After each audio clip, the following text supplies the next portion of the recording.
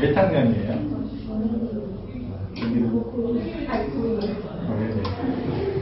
제가 아까 여기 부원장님 말씀하신 것처럼 매년 한 두 차례 정도씩 중학생, 고등학생 설명회를 진행해 오고 있거든요.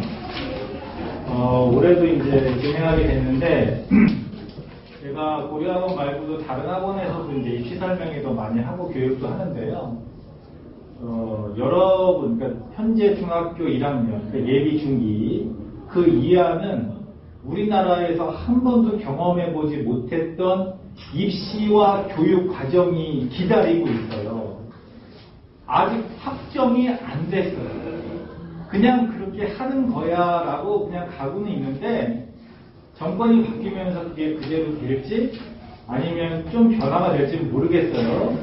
근데 그냥 변화가 없다고 생각하고 그냥 그대로 된다면 어떻게 되는 건지를 이해하시고 준비하셔야 될 것 같아서 오늘 설명을 좀 드리겠습니다. 우리나라의 자본주의 사회잖아요. 이렇게 한 4번 정도의 기회가 있는 것 같아요. 어떤 기회냐면 남한테 존중받고 무시당하지 않고 나름대로 행복하게 살 수 있는 기회가 4번 있는 것 같아요. 부모가 누구냐에 따라서 좀 그게 달라질 수 있지 않나요? 제가 뭐 우스갯소리로 하지만 그 삼성의 그 이재용 부회장이라고 하나요? 그분이 있어요. 그렇죠? 그분이랑 저랑 동갑이에요. 친구는 아니고 동갑인데 아무래도 저희 부모님과 그분의 부모님이 좀 이렇게 차이가 나다 보니까 아무래도 하는 분야나 뭐 여러 가지 차이가 나죠. 그렇죠? 그런 것처럼 입시도 그럴 수 있다는 거예요. 우리나라에 뭐 꼭 그렇다는 건 아니지만 뭐 대통령 후보라든지 대통령이라든지 또는 뭐 장차관이라든지 되게 유력 인사들 보면은 어떤 입시나 이런 데에서 좀 더 잘해서 좋은 대학이나 어떤 자기가 원하는 학과 출신들이 좀 많이 있죠. 그렇죠? 그러니까 부모가 사실은 그렇지 않아도 이걸 통해서 좀 어떤 역전의 기회를 찾는 거죠. 취업이나 결혼도 마찬가지예요. 그래서 제가 오늘 말씀드리려는 고교 학점제와 입시 이야기가 우리 애는 뭐 공부 관심 없어. 그렇게만 생각하지 마시고 공부를 잘한다 못한다의 관점이 아니고 인생에서 4번의 기회 중에 한 번인 거예요. 그러니까 이 입시는 물론 고등학교 3학년에 대학 갈 때를 초점을 한다면 최소한 6년, 그죠? 또는 5년 이렇게 남은 거니까 현재의 어떤 상태와는 다르게끔 우리가 어떻게 준비하느냐에 따라서 달라질 수 있다는 거예요. 그래서 일단 여러분들이 오늘 한번 들어보시고 어떻게 우리 아이를 준비하는 게 좋겠다는 생각을 하시면 좋을 것 같습니다. 입시라는 게 매년 달라지고요. 또 대학마다 다르기 때문에 우리가 복잡하다라고 생각은 하지만 실제로는 굉장히 많은 학생이 대상이 되기 때문에 복잡하게 만들 수가 없어요. 단순하게 설계할 수밖에 없다는 거예요. 나라에서 생각할 때는. 그래서 일반 학생이라는 건 뭐냐면은 그냥 우리가 흔히 볼 수 있는 학생 이야기예요. 예체능 학생들 우리 주변에 별로 없잖아요. 그죠? 또 농어촌 뭐 이런 학생들 빼고 그냥 일반 학생들은 보통 하나, 둘, 셋, 넷 이렇게 4가지 전형이라고 되어 있지만 그냥 방법이라고 할게요. 또는 길이라고 할게요.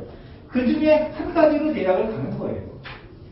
그래서 제가 오늘 고교학점제를 설명을 좀 빠르게 드리고 하나, 둘, 셋, 4개가 어떤 방식으로 학생을 뽑는지를 제가 간단하게 설명을 드려서 우리 애는 이 4개 중에 어떤 것이 맞겠다 라는 생각까지 오늘 들 수 있도록 제가 설명을 드리도록 하겠습니다. 혹시 궁금한 게 있으시면 이렇게 메모하셨다가 제가 질문하실 게 있으실까요? 라고 할 때 질문 주시면 제가 좀 추가로 답변을 드리도록 하겠습니다. 일단 여러분 자녀는 아직 어리기 때문에 입시가 5, 6년 후의 일이기 때문에 어떻게 교육정책이 흘러가고 있는지 이걸 좀 이해하실 필요가 있어요. 자유학기자라는 게 뭐냐면 중간고사, 기말고사 이런 시험으로부터 좀 벗어났어. 이런 거 안 볼 테니까 너가 공부인지 또는 공부가 아닌 어떤 원하는 직업이 다른 게 있는지를 한번 찾아보는 게 어때? 이런 거예요. 근데 그게 한 학기로는 좀 부족하지 않아? 1년을 해보는 건 어때? 이렇게 된 겁니다. 그래서 보통 이걸 중학교 1학년 때 합니다. 그럼 중학교 1학년 때 이걸 하는데 아이들이 자기 진로를 찾든가요? 못 찾죠. 이거 사실 고등학교 때 하면 좋은데 공부 안 하고 이것만 할 수 없잖아요. 중3 때도 마찬가지죠. 그러니까 공부에 크게 관심을 두지 않아도 되는 중1 때 아마 하는 게 아닌가. 반대를 무릅쓰기 싫으니까 이렇게 한 것 같아요. 근데 너무 어린 아이들이니까 그냥 뭐 애견 미용 뭐냐, 뭐 바리스타 뭐냐, 뭐 그냥 공부와는 거의 관계가 없는 그런 직업을 경험하는 걸로 그냥 끝나고 마는 거예요. 그래서 아싸 그래도 노는 애들이 있는가 하면 어떤 시험에 부담이 없기 때문에 더 뭐 선행학습이든 뭐 심화학습이든 더 공부를 쫙쫙 빼는 학생들이 있죠. 이게 없어도 차이가 날 판인데 이것 때문에 더 실력 차이가 양극화되지 않냐 이런 이야기가 있어요. 그 과정에서 몇 년 전부터 앞으로 몇 년 후에는 이거 없앨 거야 그래가지고 이런 학교들이 아 왜 없애? 소송 걸었어요. 근데 누가 이겼냐? 이런 학교가 이겼습니다. 1심에서. 그래서 이게 계류 중이에요. 2심 하고 이런 중인데 그럼 이걸 왜 폐지시키려고 하냐면 바로 얘 때문이에요. 얘를 하기 위해서 얘를 폐지시켜야 되는 겁니다. 무슨 말인가 하냐면 고교학점제를 실시하는데 일반고도 있고 이런 학교도 있고 이러면 얘네 학교가 더 유리하거든요. 그러면 아 이거 왜 이런 말이 나올 거가 뻔하니까 아 그러면 이걸 없애야 이거를 할 수 있겠구나 이렇게 생각이 돼서 이게 시점이 같은 겁니다. 동시에 하는 겁니다. 그 다음에 나중에는 이제 수능 자체도 절대평가도 하자. 절대평가라는 건 등수가 없는 거예요. 너도 잘하고 나도 잘할 수 있는 거예요. 어떤 특정 점수만 넘으면 다 잘한다 이렇게 할 수 있는 게 절대평가거든요. 그러니까 시험으로서 별 의미는 없는 거예요. 그렇게 만들겠다라는 생각까지 갖고 흘러가고 있는 겁니다. 그 중에 이제 여기쯤이에요. 여러분의 자녀는. 전국의 특목 자사고라고 하는 것이 이만큼 있어요. 굉장히 많죠. 그렇죠? 이만큼 있어요. 여기 주요 도시와 도마다 하나씩 배분한다 이렇게 있는 건데 서울에 특히 많은 게 자사고가 특히 많이 이렇게 되어 있죠. 이 자사고라는 것은 민족사관고, 민사고라고 하고 뭐 상상고라고 하는 그런 자사고도 자사고예요. 그거는 이제 전국 자사고죠. 그렇죠? 전국 아이들 중에서 잘하는 애들이 오는 거. 그 다음에 이 서울 안에 있는 것들은 이제 광역 자사고라고 해서 이 지역에 잘하는 애들이 좀 지원하는 그런 광역 자사고라고 있어요. 이 근처에는 어디 있나요? 아이들이 가는 게 뭐 한대고, 배제고 이런 거 그런 게 이제 여기에요. 그래서 이렇게 많은데 하여튼 이런 거를 뭐 영재고나 뭐 이런 거 몇 개 빼면 다 없애자 이제 이런 뜻입니다. 아, 요거 하나만 말씀드릴까요? 어쨌든 이거 다 모아봐야 한 100개 정도 되거든요. 근데 이런 학교 말고 그냥 일반고. 그냥 일반고. 그럼 몇 개 있냐면, 뭐 잠깐 숫자는 의미 없고요. 뭐 한 1,500에서 2,000개 있습니다. 그러니까 이거에 한 10배 이상 있는 거예요. 그죠? 거의 20배 가까이 있는 거죠? 네, 그렇게 있는 겁니다. 자, 고교학점제 뭐냐. 우리가 이 학점이라는 단어를 어디서 듣냐면 대학 때 들었던 거죠. 그러니까 대학처럼 하겠다 이 말이에요. 대학처럼 한다. 그 대학에서는 우리가 수업을 정해진 게 아니라 내가 듣고 싶은 거 들은 거잖아요. 네, 그런 식으로 고등학교도 하자 이 말이에요. 그러니까 내가 듣고 싶은 거 듣자 이 말이에요. 그러면 여러분 다 고등학교나 대학에 대해서 아시겠지만 대학은 여러 수업이 존재하죠. 고등학교는 사실 듣는 게 거의 정해져 있지 않나요? 우리 과거에 생각해보면. 근데 원하는 과목이 없으면 어떡해? 라고 얘기가 나올까봐 아 원하는 거 다 만들어줄게 이렇게 이야기를 하고 있습니다. 그래서 과목을 선택하는데 공통 과목이라고 있습니다. 공통 과목은 뭐냐면 나는 의사가 될게. 나는 뭐 국어 교사가 될게. 뭐 나는 그냥 뭐 자동차 정비하는 사람이 될게. 상관없이 무조건 들어야 되는 과목이 공통 과목이에요. 이것은 고교 학점제에서도 공통 과목이고요. 고교 학점제가 아닌 지금도 공통 과목입니다. 언제 배우냐면 고등학교 1학년 때 배우고. 그러니까 고등학교 1학년 때는 똑같이 배우자 이 말이에요. 복약점제가 돼도. 그러면 고등학교 2학년, 3학년 때는 이제 이렇게 하겠다는 이야기예요. 이렇게 하겠다는 이야기입니다. 그러니까 선택 과목을 굉장히 많이 만들어 놓을게. 그 다음 창의적 체험활동이라는 건 뭐냐면 동아리 또는 자기 진로와 관계된 활동도 수업으로 쳐줄게 이런 거예요. 이해되시죠? 그러니까 아직 정해진 게 없다 이 말이죠. 다르게 이야기를 하면. 그 다음 특목고 없앤다고 그랬잖아요. 그런 수업을 넣어줄게.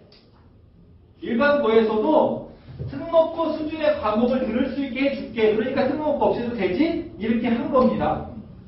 그 다음 나는 자동차 정비하고 싶은데 그런 거 넣어줄게.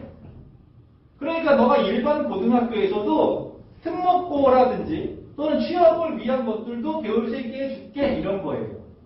그러니까 너가 원하는 모든 과목을 들을 수 있게 해줄게. 언제? 고2랑 3때 이런 얘기입니다. 그러면 이런 과목들이 우리 학교에 선생님들이 다 계셔서 가르칠 수도 있고요. 그죠? 근데 우리 학교에 없어 선생님이. 그럼 어떻게 해요? 옆에 학교 가서 들어라 이거예요. 네? 지금도 공동교육과정이라고 해서 옆에 학교랑 같이 하는 게 있어요. 뭐 대원고, 대원여고 같이 하는 게 있을 수 있습니다. 뭐 철학이라든지 심리학이나 이런 거. 그러니까 그런 거 이렇게 해. 우리 동네 고등학교가 우리 하나밖에 없는데요. 그래? 그럼 근처 대학 가서 해. 우리 대학이 없으면 어떻게 해요? 그러면은 근처 연구소 가서 해. 근데 이런데 총각이 안 되는데 야간에 해. 너무 멀면 어떻게 해요? 온라인으로 해. 뭔가 정리가 잘 된 느낌이 아니죠. 그렇지 않나요? 애들이 원하는 게 없으면 그냥 이렇게 할게 라고 그냥 뭔가 판을 벌려놓은 느낌이지 구체적으로 어떻게 한다는 게 없어요. 설령 이렇게 됐다고 칠게요. 이렇게 됐다고 칠게요. 애가 이런데 안 와. 누가 체크해요? 우리 학교 선생님이 아닌데 어디서 누가 체크할 거면 그죠? 대학 가는데 성적이 중요한 건 다 아는 사실이잖아요. 성적은 어떻게 주는 거냐? 내가 다른 학교 가서 들어. 그럼 그 학교 애랑 나랑 들으면은 그 학교 선생님이 나 안 주면 어떡해? 막 이런 데 갔어. 이거 누가 줄 거예요? 그래서 출결이라든지 성적이라든지 이런 거를 어떻게 할 거냐라는 게 정해져야 되겠죠. 수업이 이렇게 존재하는 것도 이게 되냐 안 되냐 그건 나중 문제고 일단 된다라고 쳐도 그러면 출석은 누가 체크하고 성적은 어떻게 주는 거냐가 연결돼서 나와야 된다 이 말입니다. 고교학점제 말고 현재를 볼게요. 현재 그냥 아까 고등학교 1학년 학생이라고 그러셨죠? 그러니까 현재 이렇게 하고 있고 이렇게 해야 되는 거예요. 예를 들면 고등학교 1학년 때 이렇게 한다 이 말이에요. 그리고 고등학교 2학년, 3학년 때 이 선택 과목에서 듣는 거예요. 현재도. 근데 고교학점제가 되면 이것뿐만이 아니라 더 많은 걸 선택할 수 있다. 이제 이런 뜻입니다. 그래서 현재는 선택 과목을 일반 선택, 진로 선택 이렇게 해서 이렇게 또 나눠놨어요. 현재는. 왜 나눠놨냐 하면 여기는 여기랑 똑같이 1등급에서 9등급을 합니다. 이따가 잠깐 설명드리겠지만 잘하면 1등급이고 못하면 9등급이에요. 이건 등수를 자르는 거예요. 근데 이쪽은 그런 등수를 안 잘라요. 그냥 잘하면 A, B, C 이렇게 해주는데 A를 몇 명 줄 거냐? 기준이 없어요. 우리 10명 배운다. 10명 다 A 줄 수도 있고 1명만 A 줄 수도 있어요. 그 기준이 정해져 있지 않기 때문에 요거를 애들이 좋아합니다. 원래는 고등학교에서 이걸 안 할까봐 무조건 3과목은 해야 돼 이렇게 룰을 만들어놨는데 굉장히 많이 시키는 학교들이 있어요. 근데 현재는 이래요. 여러분과 관계없으니까 현재 중요한 건 이렇게 현재도 나눠져 있답니다. 근데 나중에 이게 더 많은 걸로 된다 이제 이런 뜻이에요. 그래서 학생마다 과목이 다를 테니까 시간표가 다르게 만들어지고 이동해야 되니까 담임 선생님이 그런 걸 이제 체크해야 될 거다 이런 뜻이에요. 근데 옆에 학교 가거나 대학 가서 하는 건 어떻게 체크하냐 이거 힘들죠. 학생이 알아서 해야 되는 부분이 늘어나는 겁니다. 언제부터 하냐면 이때부터 하는 거예요. 현재 중학교 1학년이 고1 될 때부터 하는 거예요. 근데 특성화고는 올해부터 합니다. 뭐 부산도 뭐 올해부터 하고 있다 이런 얘기도 있긴 있어요. 자, 이때부터 하긴 하는 거예요. 근데 이게 제대로 되는지 안 되는지 아직 최종 확정이 안 됐다는 뜻이 못 설명을 드릴게요, 이따가. 자, 고교학점제를 졸업하려면 기준을 정해놨어요. 뭐냐 하면은 현재는 빵점을 3년 내내 맞아도 졸업을 합니다. 출석만 잘하면. 그죠? 근데 이제는 그러면 안 돼. 옆에 학교 가서 듣고 뭐 대학 가서 듣고 야간에 듣고 온라인 듣고 이런다고 하니까 빠지면 담임 선생님이 체크할 수가 없을 수도 있죠. 모를 수 있단 말이에요. 그러니까 어쨌든 간에 3분의 2는 출석해야 돼. 이거예요. 우리 학교에서 들으면 거의 빠질 일은 없지만 뭐 옆에 학교 간다든지 이러면 그럴 수 있잖아요. 이거 무조건 해야 돼. 그 다음에 40%라는 거를 그냥 점이라고 바꿔요. 점수라고 바꿀게요. 100점 만점에 40점 넘어야 돼. 40점 밑에가 되면 졸업 못하는 거야. 이렇게 하는 거예요. 그 다음에 3년 동안 이 정도 들어라 이런 얘기예요. 이건 뭐 중요하지 않아요. 일단 얼마만큼의 수업을 들어라 이런 말이에요. 그럼 40점 밑에는 어떡하냐? 다시 듣게 합니다. 상관은 없는 거예요. 그러니까 40점을 넘어야 통과가 된다 이런 말이에요. 이게 기준이에요. 자, 졸업하기 어려울까요? 쉬울까요? 뭐 지금이랑 똑같습니다. 뭐 이거 못 맞춰서 졸업 못하면 어떻겠어요? 그래서 어떻게 운영할 거냐? 잠깐 보시면 일단 수업을 깔아야 될 거 아니에요. 우리 학교에 무슨 수업을 깔아야 될 거 아니에요. 어떻게 까냐? 애들한테 미리 조사를 해. 너 뭐 듣고 싶어? 이렇게 종이를 써. 네. 이렇게 해서 하면 그걸 통해서 만들고 학생이 수강 신청을 하면 된다. 이제 여기까지는 이제 뭐 별거 없는 거예요. 중요한 건 요 3번입니다. 어떻게 하냐? 수업을 어떻게 하래요? 학생이 참여하는 걸로 하래요. 그러니까 지금도 여러분이 참여하는 게 아니죠. 저 혼자 막 열심히 써서만 하는 거죠. 약간의 뭐 주입식 아닌가요? 뭐 설명하는 거잖아요. 이런 거 말고 자, 오늘은 1조가 뭐 하세요. 다음 주는 뭐 2조가 하세요. 이런 식으로 학생이 좀 참여하는 걸로 한다 이 말이에요. 현재도 학생이 참여하는 식으로 뭐 조를 짜서 발표하는 식으로 수업을 하는 과목이 있습니다. 현재도 있어요. 그러면 선생님은 가서 이렇게 해봐 그리고 이렇게 뭐 채점하고 이렇게 하시겠죠? 그런 수업이 사실 좋은 거죠. 애들이 적극적으로 참여하고 할 때는. 근데 참여를 안 한다 그러면 배우는 게 없어요. 아예 배우는 게 없어요. 그래서 어떤 애는 엄마 선생님이 가르치는 게 없어. 그래서 나는 배운 게 없어. 이러는 애들도 있어요. 그러니까 이게 꼭 좋다고 볼 수는 없는 거예요. 자, 이건 뭐냐 하면 40점이 넘어야 통과인데 이수가 통과니까 통과 못하지 않도록 예방을 좀 해라. 그러니까 저 학생이 맨날 뭐 시험도 못 봐. 시험도 없지만 그럼 어떻게 하냐. 어쨌든 40점 넘기게끔 해라. 그럼 어떻게 할까요? 40점 넘게 주겠죠. 뭘 뭐 가르치고 뭐 지도하지 않고 그렇게 할 수도 있는 거죠. 근데 그렇게 해라 이 말이에요. 그럼 점수는 어떻게 주냐?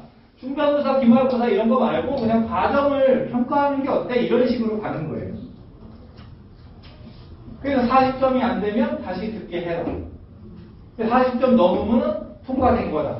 그렇게 해서 이 정도 통과되면 뭐 졸업하는 거다 이거예요. 자, 지금 보니까 이렇게 만약에 수업이 되면 경쟁이 치열할까요? 치열하지 않을까요? 치열하지 않죠. 치열하지 않으면 굳이 학교 끝나고 학원에 가서 뭘 더하고 뭐 그럴 필요가 좀 없어지지 않을까요?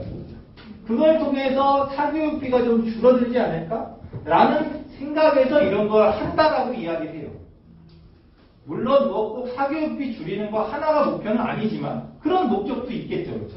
자, 우리나라가 처음으로 이거를 생각하는 게 아니고요. 외국이 하고 있어요. 그래서 외국이 하고 있는 걸 이렇게 보고 그럼 우리나라도 저렇게 하는 게 어때? 이제 가져온 겁니다. 그래서 외국에서는 뭐 이게 기간이야 이게 고등학교 기간이니까 뭐 좀 달라도 상관없고요. 뭐 졸업하려면 뭐 이렇게 뭐 기준이 다른데 어쨌든 3년 동안 수업을 이렇게 들어야 된다 이 말이에요. 어느 나라나 상관없이. 가장 중요한 건 마지막 줄입니다. 자, 절대평가라고 되어 있어요. 외국은 다 절대평가예요. 절대평가는 등수가 없는 거라 그랬죠? 너도 잘하고 나도 잘하는 거예요.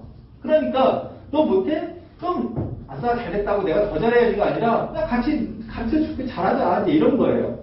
그래서 뭐 외국에는 그런 얘기 있잖아요. 수업 끝나면 공차로 가고 뭐 굳이 뭐 학원 가고 뭐 이런 애가 없다. 왜? 아, 등수록이가 없는데 뭐하러 뭐 학원 가서 뭐 그럴 필요가 어딨어요. 수업 시간에 열심히 하면 되는 거지. 그죠?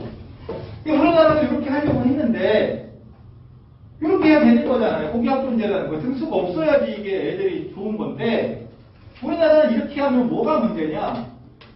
대학을 가야 되는데 대학에서 학생을 뽑아야 되는데 성적이 다 좋으면 아니 누가 서울대 가고 누가 뭐 지방대 갈 거예요.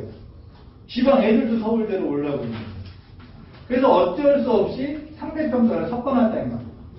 상대평가는 등수가 있는 거예요. 그러니까 고교학점제는 절대평가가 되는데 우리나라만 이게 상대평가 들어가니까 이게 좀 이상하죠, 그죠? 네, 좀 이상한 겁니다. 우리나라 이 시스템이 어쩔 수가 없는 거예요. 그래서 이걸 과연 해야 되냐 말아야 되냐가 이제 여기서부터 시작이 되는 겁니다. 절대평가는 뭐냐? 여기 고등학교 1학년 학생은 경험을 받겠죠. 중학교 2학년, 3학년 때. 아직 뭐 중1이라든지 그 이하 학생 경험해 본 적이 없지만 중간고사는 기말고사를 보고 또 수행평가라는 것도 있어요. 수행평가가 뭐 너 내일까지 뭐 영어로 일기 써와 이런 거 또는 뭐 발표회 뭐 이런 거 그런 게 다 수행평가예요. 그래서 어떤 비율에 따라서 점수가 이렇게 나오는데 중간과 기말이 똑같아도 수행평가 점수에 따라서 A가 될 수도 있고 B가 될 수도 있어요. A는 뭐냐 하면 수예요, 수. 수, 미양가. A, B, C, D, E. 이게 똑같습니다. 근데 우리나라 애들도 외국에 가야 되니까, 유학을 갈 수도 있고 이민 갈 수 있으니까, 수, 우, 미 이렇게 돼 있으면 외국이 모르니까, 이렇게 A, B, C로 한 것 같아요. 자, 그래서 A를 받으려면, 현재 우리나라 중학교는 90점 이렇게 되어 있죠. 고등학교도 90점 이렇게 되어 있습니다. 근데 너무 시험이 어려워서 애들이 90점이 안 나오면 86점부터 A를 줄게 이렇게 변동 점수를 할 수 있긴 있어요. 고등학교는. 근데 중학교는 거의 예외 없이 90점을 합니다. 자, 이렇게 되어 있는 게 절대평가예요. 그러면 A를 몇 명을 줄 거냐? 기준은 없습니다. 기준은 없어요. 상대평가는 뭐냐? 등수가 중요한 거예요. 등수가 중요한데 옷 좀 벗고 하겠습니다. 그래서 등수가 중요한데요.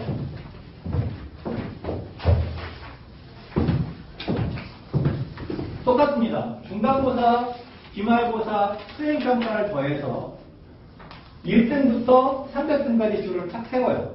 300명짜리 학교면 200명짜리 학교면 1등부터 200등까지 줄을 세우겠죠. 과목마다 합니다. 국어, 수학, 영어 전 과목 한다 이 말이에요.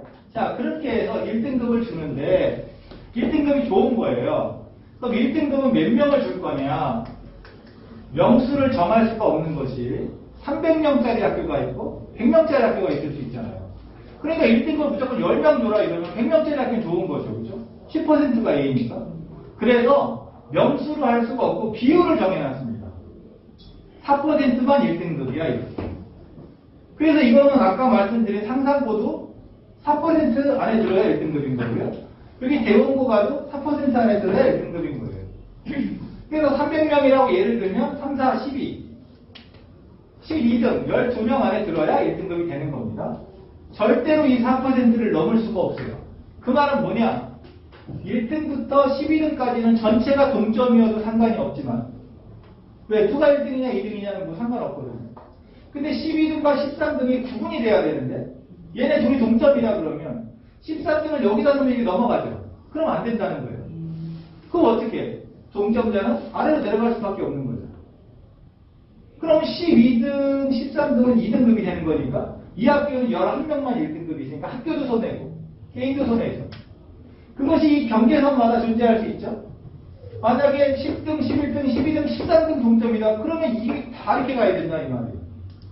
그래서 학교는 이 경계선에서 동점이 나오면 안 된다는 생각을 가질 수밖에 없죠. 그래서 학교에서 쓰는 방법은 뭘까요? 시험을 어렵게 냅니다. 어렵게 내야 동점이 안 나올 거 아니에요? 시험을 쉽게 내면 동점자가 막 나올 거 아니에요? 시험 쉽게 나더니 뭐 100점이 15명 나왔다. 큰일 나는 거 아니에요? 그래서 고등학교는 시험이 어려운 거예요. 어려울 수밖에 없는 거예요. 물론 수행평가로 점수를 깔 수도 있고 뭐 서술형에서 뭐 깔 수도 있고 하지만 어쨌든 기본적으로 시험을 어렵게 내야 동점자가 없는 거죠. 여기뿐이 아니라 여기가 다 경계선에 걸리기 때문에. 그래서 중학교보다 고등학교는 배우는 게 어려워서 시험이 어려운 게 아니라 어렵게 내야만 이걸 유지할 수 있기 때문에 어렵게 내는 겁니다. 이해되시죠? 그래서 고1이니까 경험해 보셨겠지만 이상하게 중학교보다 점수가 안 나와요. 중학교 때 놀다가 봐도 95점인데 고등학교는 공부해도 이게 95는커녕 이게 뭐 85도 힘든다. 왜? 시험을 개 어렵게 내요. 동점자가 나오면 안 되니까. 그래서 학생이 중학교보다 노력을 안 한 건 아닌데 점수는 떨어진다는 거예요. 근데 그걸 모르면 부모가 또 왜 요즘 성적이 떨어졌어 이렇게 얘기하는데 고등학교는 이게 중요하지 않기 때문에. 자, 이렇게 되는 겁니다. 우리나라 고교학점제가 아직 없지만 실시가 된다면 고등학교 1학년 때는 공통 과목을 배운다고 그랬죠? 누구나 상관없이 똑같은 과목을 배우는데 이렇게 한다는 거예요. 고등학교 2학년, 3학년 때는 네 마음대로 배우라고 그랬죠? 옆에 학교 가든 뭐 하든 간에 그거는 이렇게 한다는 거예요. 이 I는 40점 밑에 맞으면 I라고 주니까 다시 들어서 I 없애고 이걸 바꾸겠죠. 그렇죠? A, B, C, D, E, 수, 미, 양가 이거 똑같은 말이에요. 이렇게 한다는 거예요. 그러면 여기는 좋은 게 1등급이죠. 좋은 게 A죠. 그렇죠? 1등급이 되려면 몇 명만 준다고요? 4%만. 걔네 학교 학생의 4%만 1등급을 주고요. A는 몇 퍼센트 준다고요? 기준이 없어요. 그래서 고등학교 2, 3학년은 내신의 변별력이 없을 수 있지 않나요? 상위권 대학이나 뭐 의대 이런 인기 대학 가는 애들은 여기가 다 A 아니겠어요? 여기 다 A일 거 아니에요, 2, 3학년은. 그러면 입시에서 너 내신 얼마야? 라고 했을 때 차이가 나는 거는 여기밖에 없겠죠. 여기가 중요하겠죠. 그래서 고교학점제가 되면 이렇게 고등학교 1학년이 끝나면 역전의 기회는 없는 거죠. 아씨, 내가 고1 때 잘 안 됐어. 내가 고2, 3 때 열심히 해서 내가 뭐 역전해 볼 기회는 없는 거죠. 이해되시죠? 고교학점제가 되면 고1로 거의 끝날 수 있는 거예요, 내신. 이해되시나요? 그러니까 이게 삐끗 한번 해버리면 이게 내신으로는 원하는 대학 못 가는 일이 생길 수 있네요. 그죠? 그래서 현재도 고등학교 1학년 내신이 중요합니다. 왜? 고1 때 못 해버리면 아유 공부하기 싫어지고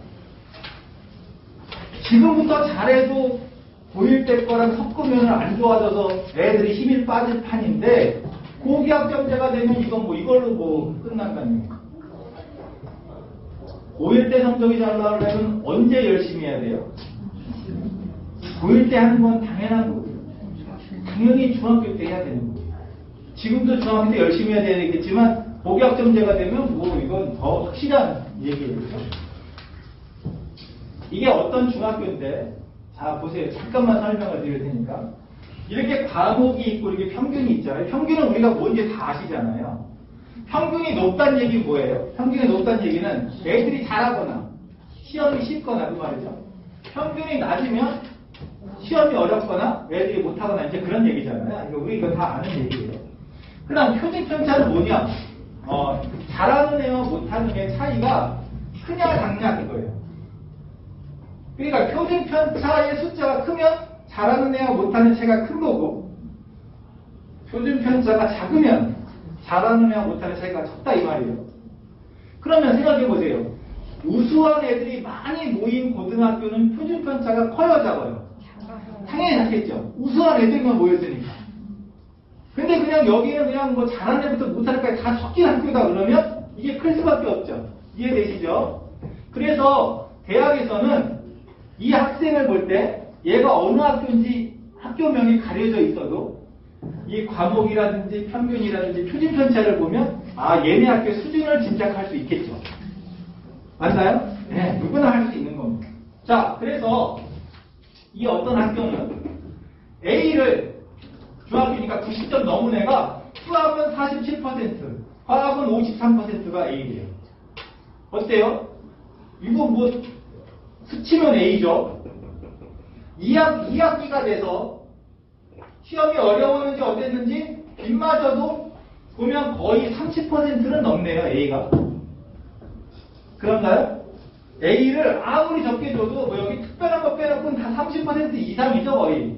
예, 이제 그렇다는 걸 알 수 있어요. 그러니까 중학교는 A를 많이 주는구나. 그래서 중학교 때 A를 받으면 잘하는 거니까 더 열심히 해도 A죠. 아니 놀아도 A인데 내가 더 열심히 해도 A니까 더 열심히 할 이유를 못 찾을 수도 있지만 이제 고등학교 가면은 등수를 나뉘는 데서는 달라질 수 있다 이 말이에요. 예를 들어서 보여드릴게요. 이해가 쉽게 되도록 해볼게요.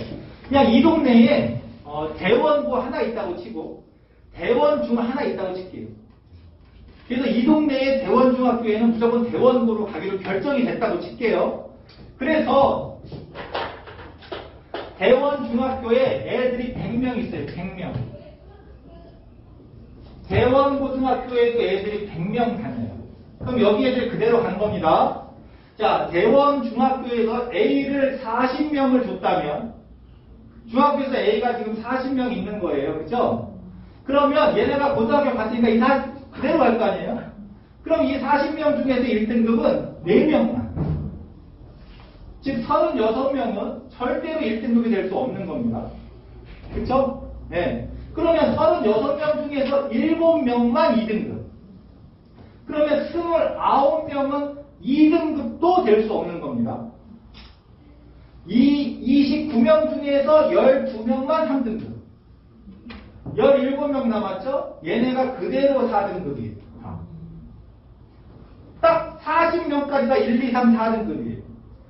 그러니까 B는 5등급부터 시작하는 거예요. 어때요? A 하면 1등급 되는 줄 알았더니 A가 주로 뭐 나오는 거예요? 3, 4등급 나온다 이거. 이해되시죠? 네, A가 주로 3, 4등급이에요. 자, 좀 더 현실적으로 아까 A가 30%는 나온다고 그랬으니까 그럼 30%를 줬다라고 친다면 40%는 너무 많으니까 30%라고 친다면 30명 중에서 4명만 1등급. 자, 26명 남았죠? 그 중에서 7명. 19명 남았는데 12명 3등급. 그 다음에 7명 4등급. 그렇다는 얘기는, 보세요. 이렇게 됐다고 칠게요. 그럼 1등급은 4명이고 4등급은 7명이니까 1등급 될 확률보다 4등급 될 확률이 더 높죠. 맞죠? 그렇죠? 얘네 두 개 합한 게 11이니까 얘가 12니까 너 중학교 때 뭐였어? A요. 3등급일 거야. 이렇게 생각하는 게 타당한 거죠. 네? 너 중학교 때 뭐였어? A요. 너는 아마 3등급일 거야. 왜 저는 1등급이 안 돼요? 1등급이거나 2등급이 되는 A는 싹이 달라요. 그 씨앗이 달라요. 똑같은 A가 아니에요. 근데 사실 학생들은 다 알고 있습니다. 나는 1등급이 되는 A인지 3등급이 되는 A인지 중학생도 알 수 있어요. 알 수 있다고요. 근데 그냥 나도 A야? 엄마 쟤도 A지? 나도 A야? 이렇게 개기고 넘어가는 거지 사실은 알아요. 엄마도 알아요. 아, 우리 애는 1등급 안 되는 애이다. 알아요, 사실. 근데 혹시나 하고 공부 못하는 애들이 많이 다니는 고등학교가 어디냐를 찾아서 1등급 될 수 있나 그걸 찾을 뿐인데 다 그런 생각하고 와요. 쉽지 않다. 제가 또 보니까 뭐 이런 거 있어요. 딸을 가진 부모는 그래요. 어디 어리숙한 남자애들 많이 있는 남녀공학 보내야지 이러고. 남자, 그 아들을 둔 엄마는 여자애들 없는 그런 남자 고등학교 보내야 돼. 남녀공학 보내면 그 여자애들한테 그냥 깔려가지고 안 된다. 뭐 다 그런 작전을 서로 세우고 있는 거예요. 왜? 이런 현실이 있기 때문에. 지금 B는 얘기도 안 했는데 지금 A가 혼자서 1, 2, 3, 4등급 나오고 있으니까. 자, 그래서 아직 입시를 어떻게 할까 결정이 안 났습니다. 이게 이때 나온다 이거예요. 2년 뒤에. 여태까지 계획했던 대로 될지 안 될지 그건 좀 봐야 돼요. 정권이 달라졌기 때문에 변할 수도 있고 그대로 유지될 수도 있고 그건 좀 국민이 어떻게 하는지 좀 봐야 되겠죠. 자, 이건 뭐냐 하면은 이런 데좀 인기 있지 않나요? 서울과 인천, 경기 합해서 이렇게 수도권이라고 이렇게 크게 해볼게요. 수도권의 학생이 전체 수험생의 절반이에요. 왜냐하면 수도권의 인구가 전체 인구의 절반이니까 당연히 그럴 수밖에 없잖아요. 그래서 지방에도 다 이런 대학이 있거든요. 당연히 수도권 애들이 절반은 가야 정상 아니에요. 지방 애들이 절반 가고 수도권 애들이 더 많이 간다는 거예요. 그래서 필사적으로 동네 애들을 뽑아줘야 되는 비율을 정한 겁니다. 수도권 애들이 거의 싹쓸이를 해보니까 최소한 40%는 여기는 인구가 적으니까 30%는 동네 애들 뽑아 이렇게. 그러면 서울이랑 인천, 경기 애들을 위한 전형도 있어야 되잖아요. 그건 없습니다. 그러니까 뭐예요? 잘해도 지방으로 가는 게 이게 만만치 않아졌어요. 이건 이미 하고 있는 거예요. 이거 더 늘리면 더 늘리는 거예요. 줄어들 수는 없어요. 자, 지금부터 4가지 전형이 있다고 그랬죠? 4가지 전형. 대학가는 4가지 전형이 있다고 그랬죠? 4가지 전형의 특징을 제가 설명을 드릴 테니까 여러분이 들어보시고 우리 애는 어떤 전형으로 가는 게 유리하겠다 그거를 일단은 한번 설명을 듣고 판단하시면 좋을 것 같아요. 여기는 나와있지 않지만 제가 잠깐만 하나만 용어를 정리할게요. 용어. 자, 여기 학생부라고 써있어요. 그렇죠? 이 학생부가 뭐냐면 학생부라는 말은 학교생활 기록부라는 말이고요. 우리는 일반적으로 생기부다 이렇게 이야기를 합니다. 이게 같은 말이에요. 근데 이건 우리가 일반적으로 얘기하는 거고요. 입시 용어로는 학생부라고 합니다. 여기에는 2가지가 들어있어요. 2가지가 들어있어요. 뭐가 들어있냐면요. 우리의 내신 성적이 들어있고요. 학교에서 열심히 활동한 거 이렇게 2가지가 들어있어요.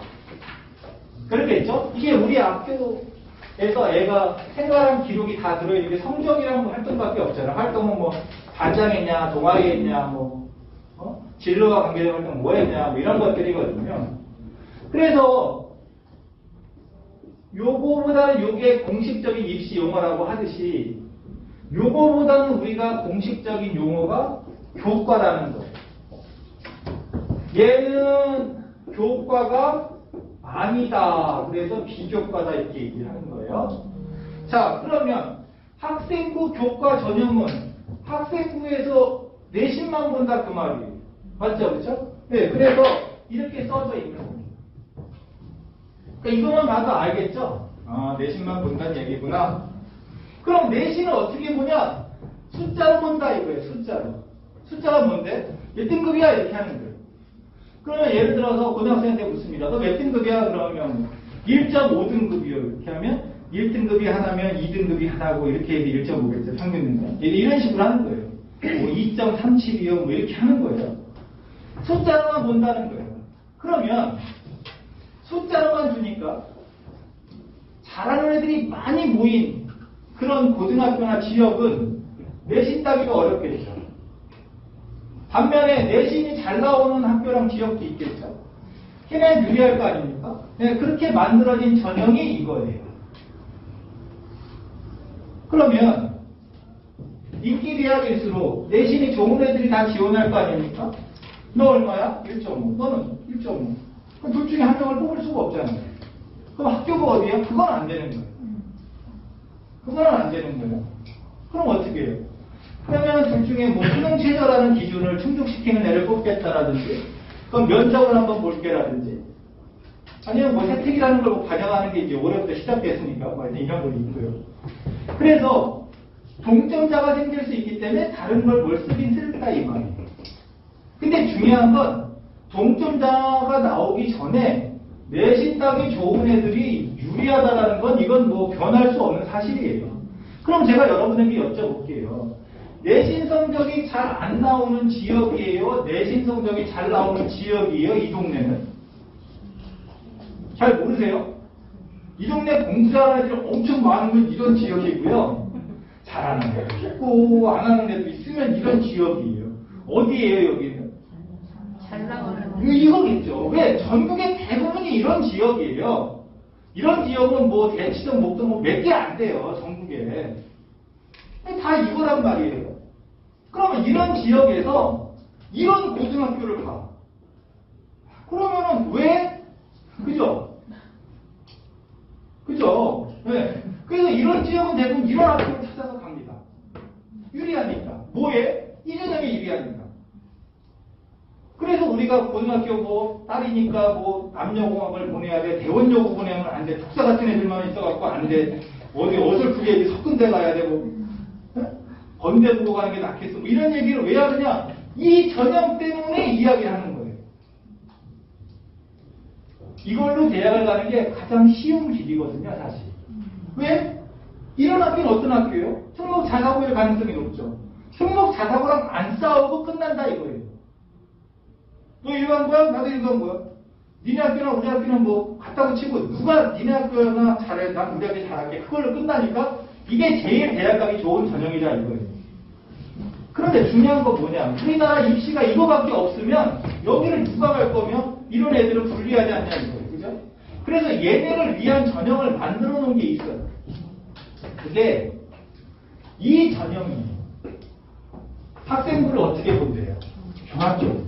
그러니까 이 두 개를 종합적으로 본다 이 말이에요. 그러면 왜 종합적으로 보는 전형이 만들어졌냐를 생각해 봐야 되는 거예요. 첫 번째를 볼게요. 얘네가 있었죠. 얘네가 더 이상 불리하지 않도록 해줘야 될 거 아니에요? 그 말은 뭐예요? 얘네가 유리할 수 있다는 이야기잖아요. 얘네가 더 이상 유리하지 않아야 되는 거죠. 아까 거랑 반대 개념입니까? 얘네가 불리할 수 있는 거잖아요. 자, 우리나라는요.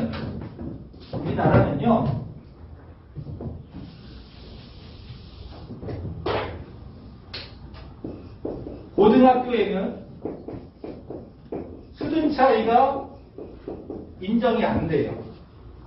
그러니까 너는 몇 등급이야? 3등급이요. 너는 몇 등급이야? 2등급이요. 그런데 너 합격이야. 왜? 민사고니까 이러면 안 된다는 거예요. 이 전형에서도 그러면 안 되는 거예요. 그러면 내신만 본다 그러면 얘를 왜 뽑았냐? 이거 3등급인데 2등급 떨어뜨리고 3등급 뽑은 이유가 뭐야? 우리는 숫자를 보는 게 아니야. 가치를 보는 거야. 얘가 무슨 과목 들었는지 얘네 학교 평균과 표준 편차를 봐봐. 이렇게 한다는 이야기예요. 그렇게 했는데 당연히 예를 들어 민사고라고 칠게요. 애들이 평균이 높겠죠. 당연히 평균도 높고 또 과목도 좋고 표준 편차가 작으니까 그러면 너네 이거 한 거 아니야? 라고 얘기가 나올 수 있어서 우리 이것도 봐. 사실 이것도 좋아서 뽑은 거야 라고 이야기하기 좋게 만든 거 아니냐 이거죠. 그렇지 않나요? 물론 이게 좋지 않아도 자기 진로에 관계된 노력을 보고 뽑을 수도 있습니다만 그렇게 뽑는 건 당연히 좋은 취지고요. 그런 취지 말고 여기에서 분리했던 애들을 위해서 뭔가를 만들어줘야 되는 것도 취지일 거 아니냐 이 말이죠. 그래서 상위권 대학일수록 이런 애들을 뽑아를 보면 당연히 내신이 안 좋겠죠. 이런 애들을 뽑다 보니까 여기서 어떤 일이 생기느냐. 엄마 저렇게 좋은 대학에 이전형에 내신 컷이 나랑 비슷해. 3점 몇이야. 그러니까 나도 원서 낼게. 내요. 내요. 여러분가 생각하기에는 야 너가 돼서 되겠냐 하지만 강사가다가 되면 냅니다. 원서를 내면 어떤 일이 일어나는지 아세요? 로또랑 똑같아요. 로또 사면 어때요? 될 것 같죠? 사기 전에는 에이씨 안 돼 하고 사지만 사는 순간 될 것 같죠? 원서를 내는 순간 될 것 같아요. 근데 안 되잖아요? 짜증이 나요. 나라가 거지 같고 입시가 개빠지고 결국 그런 게 나온단 말이에요. 그런데 우리가 내신이 안 좋은 일반고에도 가끔 붙어요. 상위권 대학에. 그 아이가 대단해서 붙을 수도 있지만 그렇게 해야 또 흥행도 되잖아요. 그 동네에 또 후배 애들 몇백 명씩 원서 내게 해주는 그런 게 있으니까 대학에서 그렇게 뽑겠죠. 똑같이 내신 안 좋은데 왜 누군 뽑고 누군 떨어지냐 이거지. 아무리 이게 차이가 안 난다고 쳐도 그래봐야 뭐 차이가 안 날 텐데. 그래서 문제는 그런 게 있는 거예요. 그런데 제가 오늘 시간 관계상 많이 쓰진 않았지만 이 비교과 활동으로 내신의 불리함을 역전할 수 있는 전형은 사실이에요. 당장 현재 고3 입시는 끝난 거죠. 수시는. 그러니까 이제 수시 이야기하는 건 다 고등학교 2학년 현재 고2나 그 밑에 이야기잖아요. 자기소개서가 없어져요. 이제.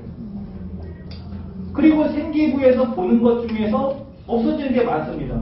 상을 얼마나 많이 받았냐. 이제는 볼 수가 없어요.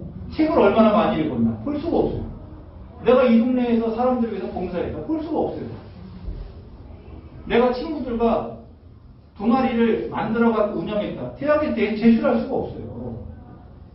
그런 등등에 반영되는 것이 많이 줄어들기 때문에 성적이 나쁜 것을 역전한다는 건 힘듭니다. 이걸 다 보는데 평균도 낮고 표준편차도 큰 그런 그냥 평범한 일반고에서 내신이 안 좋은 애가 이걸로 역전한다는 것은 더 힘들어진다 이 말이에요. 자, 지금까지만 정리해 볼게요. 저 같은 입시 컨설턴트가 학생이나 학부모에게 물어봅니다. 내신이 얼마예요? 이렇게. 왜 물어봐요? 이걸로 되는지 안 되는지 보려고. 그죠? 그래서 물어볼 때 이렇게 합니다. 내신이 얼마예요? 그 다음에 꼭 물어보는 게 있어요. 목표 대학이 어디예요? 이렇게. 왜? 그 내신으로 목표 대학을 갈 수 있는지 이걸 보고 안 되겠네. 그러면 묻는 게 이겁니다. 비교과 준비했어요? 이렇게. 이걸로 되나 안 되나 보려고. 안 했대네. 그럼 지금까지는 갈 게 없는 거죠? 없는 거예요. 그러면은 논술로 갈 수 있는지를 체크합니다. 논술은 글을 쓰는 거예요. 내신은 중요하지 않아요. 보통 공부를 안 해도 5등급 안에 나옵니다. 학원에 가방만 들고 다니면 5등급은 나와요. 근데 논술은 작년 거, 재작년 거 풀어도 매년 새롭게 나기 때문에 기본 실력이 더 중요해요. 자, 한번 해볼게요. 기계공학과를 가야 돼요. 그러면은 논술 문제가 수학 문제 푸는 거예요. 수학 문제가 내신이나 수능보다 어렵습니다. 논술 문제가. 그러니까 묻는 거죠. 너 목표대학이 기계공학과라고 그랬지? 너 수학 내신이 얼마야? 4? 안 되겠네. 이렇게 생각하는 거죠. 수학 내신이 얼마야? 2? 모의고사는 얼마야? 4? 안 되겠네. 이렇게 생각하는 거예요. 자, 국문학과다. 영문학과다. 그럼 수학 문제 푸는 게 아니니까. 글 쓰는 거니까. 물어보죠. 책은 얼마나 읽었어? 이렇게 물어봅니다. 마법천자문 이후로 읽은 거예요. 그러면 논술 안 되겠네. 이런 생각이 들지 않나요? 맞죠? 네.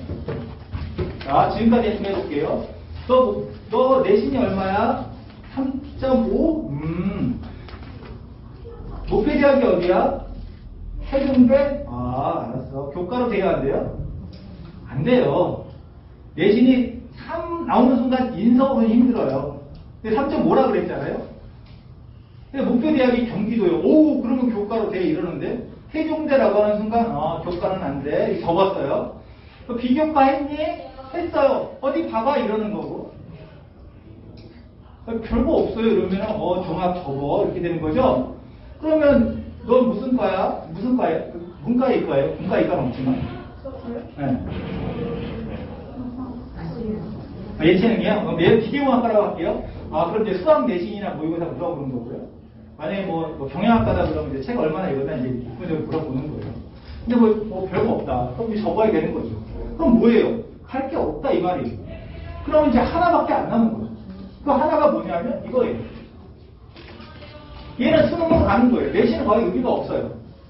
근데 얘는 논술과 다르게 기출문제 푸는 게 의미가 있어요. 왜냐하면 수능이라는 게 거의 뭐 70%라고 해도 과언이 아닌데 낯든 게 또 나고 낯든 게 조금씩 밖에서 나기 때문에 최소한 2년, 즉 1년 반 이상은 해야 돼요. 왜? 고등학교 3학년 거만 올해 거, 작년 거 뭐 3년, 5년 푸는 게 아니라 고2, 고1 것도 풀어야 되기 때문에. 그래서 수시가 불리한 학생들이 올인한다 이건. 그리고 정시 인원이 확대됐다는 것은 16개 대학을 정해놨어요. 40% 이상 정시를 뽑아라. 그런데 40%가 크고 작고를 떠나서 여태까지는 30 몇 %도 안 됐어요. 30%로 칠게요. 그게 40%가 됐으니까 10%가 늘어났죠. 그런데다가 수시에서 못 뽑은 학생들이 넘어옵니다. 하여튼 무슨 이유로 넘어와요. 최소 5에서 10% 넘어옵니다. 그래서 정시가 상위권 16개 대학은 한 45%다 이렇게 봐야 돼요. 그런데 더 중요한 건 이 16개 대학 말고 서울의 나머지 대학도 덩달아 정시 인원을 올리고 있어요. 그게 올해부터 일어난 일이고 여러분 자녀가 고교학점제가 되면 더 늘어날 가능성이 있죠. 왜? 고등학교 1학년 내신만 중요하고 고2, 3 내신은 의미가 없어지기 때문에 고1 때 또는 중학교 때 늦게 공부 시작했거나 방황했던 애들에게도 기회를 줘야 될 거 아닙니까? 정시가 더 늘어날 수 있어요. 현재 대통령 되신 분이 공약에서도 정시를 더 늘린다고 했는데 못 늘린 이유가 지방에 있는 대학들은 정시를 뽑으면 애들이 안 와요. 그냥 차라리 재수를 해요. 지방의 대학은 수시로밖에 애들을 거의 못 뽑습니다. 근데 서울의 인기대학이나 서울의 대학들이 정시를 늘려버리면 지방 애들의 수시 원서를 안 쓰게 되죠. 지방대학이 망해버려요. 지방대학이 망하면 어떤 일이 생기느냐. 여기 만약에 대학이 있다. 이게 망했다. 이 동네 원룸촌, PC방, 노래방, 뭐 분식집 다 망하는 거예요. 그래서 대학이 망할까봐 정시를 빨리빨리 국민의 기대 요구만큼 늘리질 못해요. 아직은. 서서히 늘어날 수밖에 없어요. 지금 어떤 얘기가 나오죠? 지방의 대학 없애. 장사 안 되면 없애. 근데 없애면 다 나라가 뺏어가는 겁니다. 그러니까는 그 대학 주인이 개기고 있는 거죠. 그래서 30%는 돌려줄게. 그냥 없애자. 30% 재산 정산해서 30%는 줄게. 그냥 없애자. 이렇게 해보는 게 어때? 이게 이러고 있는 상황이에요. 지방대가 너무 많기 때문에. 자, 내신이 좋다, 안 좋다는 2.1이 있고 1.8이 있다. 누가 좋은 거냐? 1.8이 좋은 겁니다. 근데 숫자로 보는 게 아니라 교과 전형. 내신으로 목표 대학 가냐? 좋은 거고 못 가 안 좋은 거예요. 내신이 2.1인데 목표 대학이 인서울이야. 되겠죠? 그러니까 넌 내신이 좋아 이렇게 이야기하는 거고 내신이 1.8인데 목표 대가 중대야. 너는 내신이 안 좋아 이렇게 이야기를 하는 거예요. 내신이 1.5인데 목표 대학이 의대야. 넌 내신 진짜 안 좋아 이렇게 얘기하는 거예요. 자, 정리를 한번 해볼게요. 4가지가 있다고 그랬습니다. 여러분의 자녀가 대학 가는 방법은 첫 번째, 내신을 물어봅니다. 여러분 스스로에게 물어보세요. 우리 애는 고등학교 가면 내신이 몇 등급 될까? 3점? 인서울에 안 되는 거예요. 현재 목표 대학은 인서울은 당연한 거죠. 당연히 인서울이고 현재는 아무리 못해도 뭐 시립대거나 뭐 아무리 안 돼도 건대 뭐 이렇게 생각할 거예요. 아유 그냥 세종대 이렇게 해서 삼육대도 지금 대학으로 안 보일 텐데 지금은 중학교 1학년이 그러니까 삼육대 국이 대학이야 이럴 판이잖아요. 그러니까 내신을 생각해 보는 거예요. 3점, 우리 애는 교과가 안 되네 이런. 자, 우리 애는 올 A다. 그게 3등급이라고 그랬죠, 그렇죠? 그러니까 슈퍼 A, A 플러스 정도 돼야 1, 2등급 나온다고 했잖아요. 그래서 내신과 목표 대학을 생각해보면 교과로 되는지 안 되는지를 알고 교과가 된다고 생각하면 내신을 잘 딸 수 있도록 중학교 때 열심히 기초를 잘 닦아야 되죠. 중간고사 보고 까먹고 기말고사 보고 까먹고 그러면 이거는 고등학교 가면 올 A로 졸업을 해서도 이건 볼 것도 없어요. 그냥 3, 4등급이에요. 자, 우리 애가 교과 전형으로는 안 될 것 같아. 그러면 우리 애의 성격과 또 에너지, 인간성, 사회성 이런 거를 봤는데 친구들과 선생님하고 뭐가 잘 될 것 같아. 그러면 학생부 종합을 생각해 볼 수 있고요. 아, 이 새끼 이거 내 새끼지만 너무 짜증난다. 그러면 이건 안 되는 거예요. 예? 이해되시죠? 그러면 이제 아까 말했잖아요. 수학과 어떤 뭐 책을 읽거나 이런 기본적인 우리 아이의 학습 역량에 따라서 논술이 되겠냐 안 되겠냐. 그 다음에 이것도 저것도 없다. 그러면 이제 정시로 가야 된다. 이제 이런 거예요. 그러니까 대충 느낌이 오실 거예요. 가장 좋은 건 교과 전형으로 가는 거예요. 자, 제가 이제 마무리를 좀 할 건데요.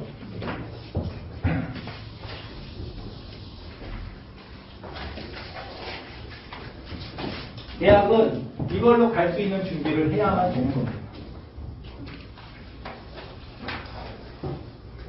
그래서 제가 이걸 좀 정리를 좀 해볼게요. 제가 지금 다 5분만 말씀드리고 끝날 건데요. 항상 제가 이제 주로 하는 게 제가 학습 컨설팅이에요. 입시 컨설팅은 시즌만 하니까. 저한테 와서 부모님들이 늘 물어보는 게 이거예요. 선행학습 어디까지 해야 돼요? 선행학습은 뭐냐? 한 학기 이상 할 때 선행학습이에요. 지금 중간고사 끝나고 기말고사 준비한다. 이런 건 선행이 아니잖아요. 그죠? 다음 학기 또는 다음 학년을 준비한 선행학습이에요. 심화학습은 어려운 거 푸는 거죠? 심화학습은 얼마나 해야 되냐? 이건 어디까지? 이거 꼭 물어봐요. 근데 왜 물어보냐? 몰라요. 어디까지 해야 되고 얼마나 해야 되고 모르니까 물어보는 거 아니에요? 네, 정리를 해드리겠습니다. 자, 우리가 중학교 성적 때문에 이런 거 물어보는 사람은 없어요. 맞죠? 중학교 A 맞다고 이런 거 물어보지 않는단 말이에요. 고등학교 가려고 물어보는 거죠. 그죠? 고등학교에서 현재는 1등급, 9등급 나오고요. 그죠? 그 다음에 고교학점제가 되면 고등학교 1학년만 1등급, 9등급 나온다고 그랬어요. 자, 고등학교 가서 내신이라는 것은 등수 싸움이죠. 고교학점제가 되면 고1만 이야기하는 겁니다. 등수 싸움이죠. 등수 싸움이니까 내가 좋은 등수를 받기 위해서는 난이도가 높은 문제를 맞아야 되는 거죠. 그렇지 않나요? 네, 난이도가 중이 있고 하가 있는데 난이도 상을 틀려가지고 좋은 등수가 나올 수는 없지 않나요? 자, 난이도 상을 맞기 위해서 우리가 심화학습을 해야 되는 거죠.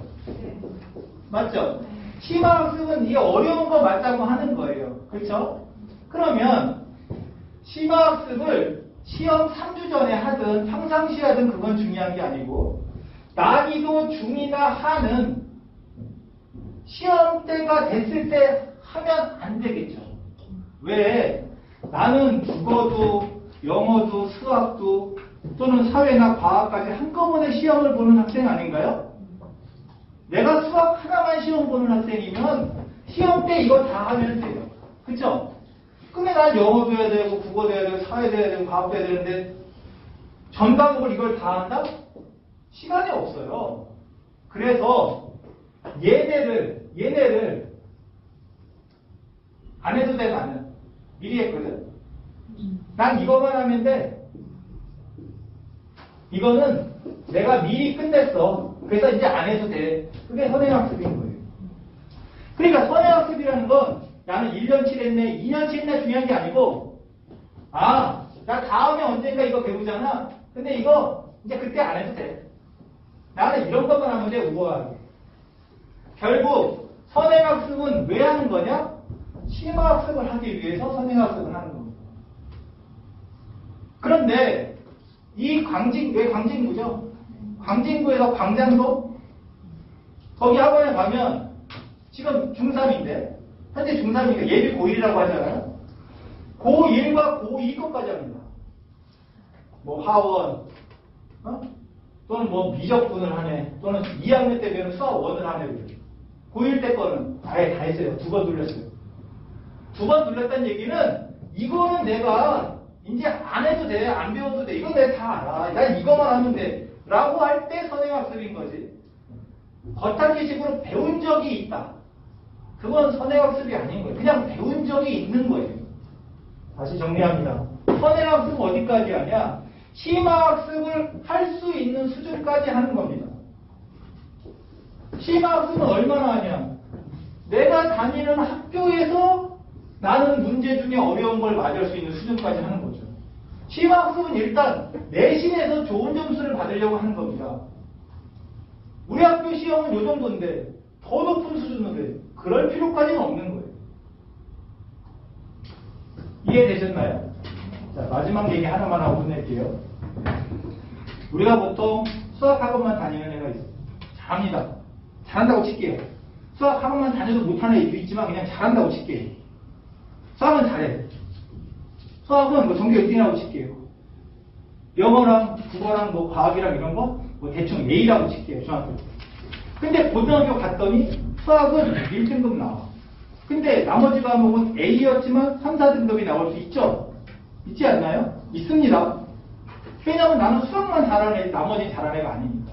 근데 A는 받았으니까 그냥 넘어간다 이 말이에요.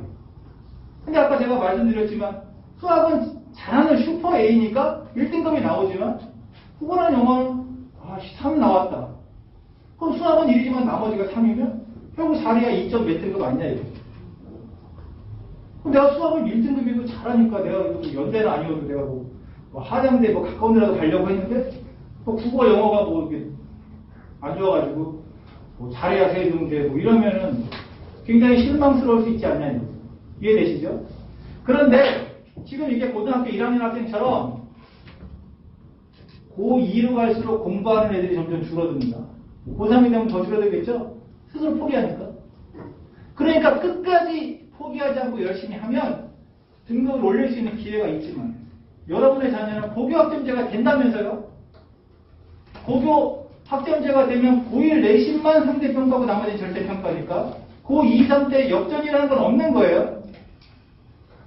고1 때 결정이 나는 거라면 내가 고등학교를 정해서 그 고등학교 입학해서 중간고사 보기 전에 중학교 때 얼마나 노력했느냐 그걸로 그냥 중간고사나 기말고사 성적이 나오는 거지 고등학교 가서 내가 막 정신 차렸더니 등급이 잘 나온다는 거는 그건 안 돼요. 말씀드렸잖아요. 선행학습 잘해놓고 어쩌면 심화학습까지 하고 고등학교 입학한 애를 어떻게 이기냐고 내가. 한 과목은 이길 수 있어요. 여러 과목을 동시에 이긴다? 불가능합니다.